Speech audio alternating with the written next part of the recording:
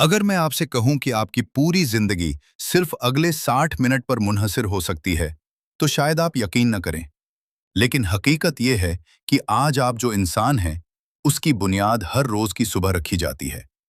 जरा तसव्वुर कीजिए, दो जवान एक ही शहर में रहते हैं। दोनों की उम्र, तालीम, सलाहियत और ख्वाब तकरीबन एक जैसे हैं।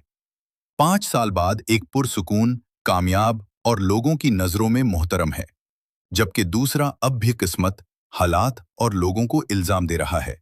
सवाल यह है, इन दोनों के दरमियान फर्क कहाँ पैदा हुआ?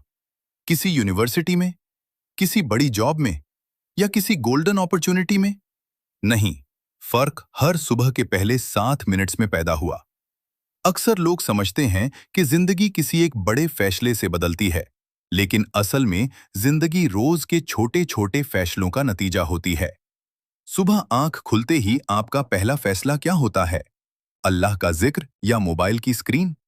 अपने मकसद के बारे में सोचना या दूसरों की जिंदगी देखना? ये सवाल छोटा लगता है, मगर इसका असर बहुत गहरा होता है। दुनिया की सबसे कीमती चीज सोना या डॉलर नहीं, बल्कि आपकी तवज्जो है। इसीलिए हर ऐप और हर नोटिफिकेशन आपकी अटेंशन हासिल करने के लिए लड़ रही है। अगर इतनी बड़ी कंपनीज आपकी तवज्जो के लिए अरबों रुपए खर्च कर सकती हैं, तो क्या आप अपनी तवज्जो बचाने के लिए सिर्फ 1 घंटा नहीं निकाल सकते? इसीलिए हमारी सुबह मोबाइल से शुरू होती है और थकान पर खत्म। दिन भर मसरूफ रहते हैं, मगर आगे नहीं बढ़ते। आज हम सिर्फ मॉर्निंग रूटीन की बात नहीं करेंगे, बल्कि ये समझेंगे कि सुबह के पहले 60 मिनट्स आपके दिमाग, ईमान, फैसलों और मुस्तकबिल को खामोशी से कैसे बना रहे होते हैं।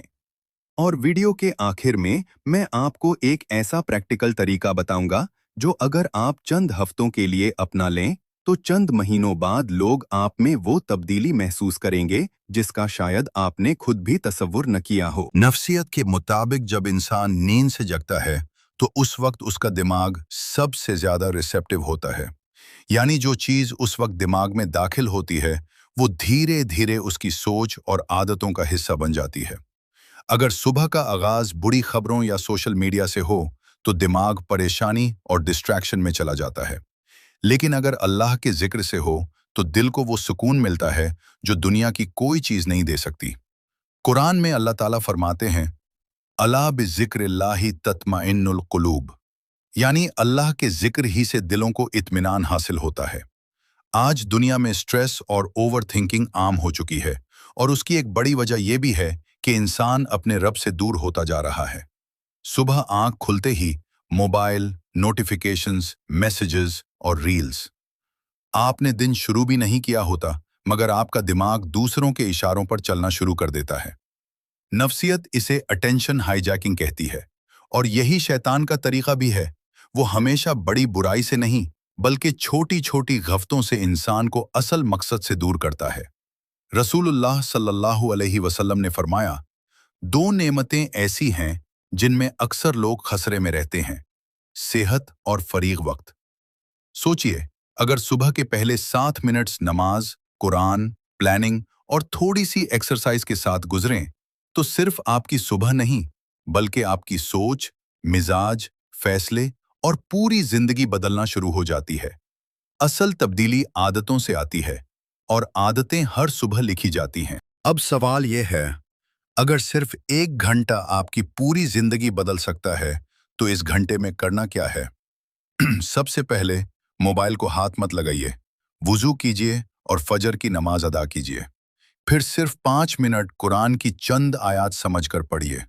उसके बाद अपनी डायरी में सिर्फ 3 सवाल लिखिए।